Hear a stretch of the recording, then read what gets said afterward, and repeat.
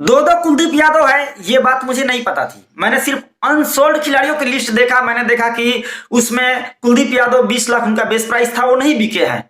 कहीं ना कहीं मुझे काफी ज्यादा दुख पहुंचा कि अरे मिचेल स्टार्क को आप लगभग 25 करोड़ देते हैं और कमिंस को 20 करोड़ से ज्यादा देते हैं, फिर कुलदीप यादव क्यों नहीं बिके।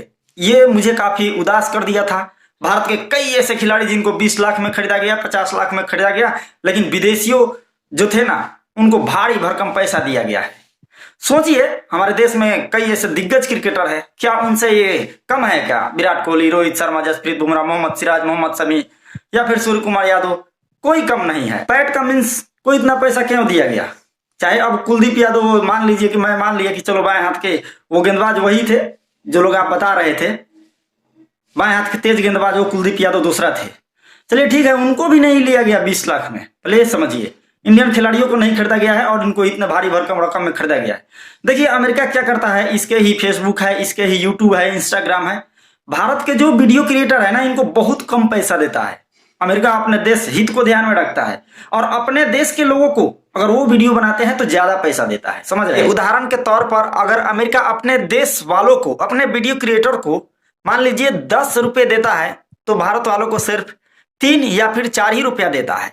देखिए वो लोग अपने देश हित को ध्यान रख करके ही विदेशियों को पैसा दे रहे हैं, लेकिन भारत में उल्टा हो रहा है। हमारे कई ऐसे दिग्गज क्रिकेटर जिनको कोई भारी भरकम रकम नहीं मिली, विदेशियों को ज्यादा पैसा दिया गया और भारतीय खिलाड़ी, कई ऐसे खिलाड़ी जो अनसोल्ड रहे या फिर बिके भी तो बहुत कम पैसा दिया गया। बहुत ही दुर्भाग्यपूर्ण बात है। बाकी आप लोगों को क्या लगता है, क्या हमारे भारतीय खिलाड़ियों को इतना कम पैसा मिलना चाहिए था? क्या विदेशियों से कम पैसा मिलना चाहिए था? बाकी स्टार्क हुए, कमिंस हुए, कैमरून हुए, इन लोगों से ज्यादा किस किस खिलाड़ी को, अपने देश के किस किस खिलाड़ी को ज्यादा पैसा मिलना चाहिए था? आपको कमेंट बॉक्स में जरूर बतानी चाहिए, क्योंकि देखिए ये एक छोटी बात नहीं है कि आप विराट कोहली को इतना कम में रखते हो, महेंद्र सिंह धोनी को कम में रखते हो, रोहित शर्मा।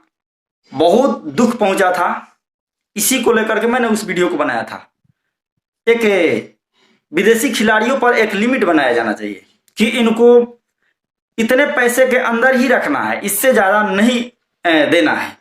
और भारतीय खिलाड़ियों के लिए इसका लिमिट नहीं होना चाहिए जितना मैं उसको खरीद लो, लेकिन विदेशियों के लिए आपको बनानी चाहिए कि मान लीजिए कि हमने बना दिया कि 10 रुपया के अंदर खरीदना है, 10 के ऊपर नहीं जाना है तो नहीं जाना। चेन्नई सुपर किंग ने समीर रिजवी को उन्होंने 8 करोड़ 40 लाख में खरीदा।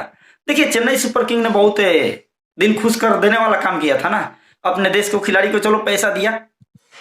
ये विदेशियों को दे रहे थे, शाहरुख खान इधर विदेशियों को उन्होंने, उनकी टीम ने 24 करोड़ में खरीदा है। लेकिन मेरा बस एक ही कहना है कि आप आईपीएल में भारतीय खिलाड़ियों को ज्यादा से ज्यादा रकम दीजिए। ये विदेशियों की नीति रही है। चाहे आप किसी प्लेटफॉर्म पर जाइए, ज्यादा उनको सुविधा दी जाती है, ज्यादा उनको पैसा दी जाती है। भारत के क्रिएटर तो ऐसे है जैसे काम चलाऊं, इतना कम पैसा दिया जाता है, सारे पैसे तो वो लोग वसूल लेते हैं।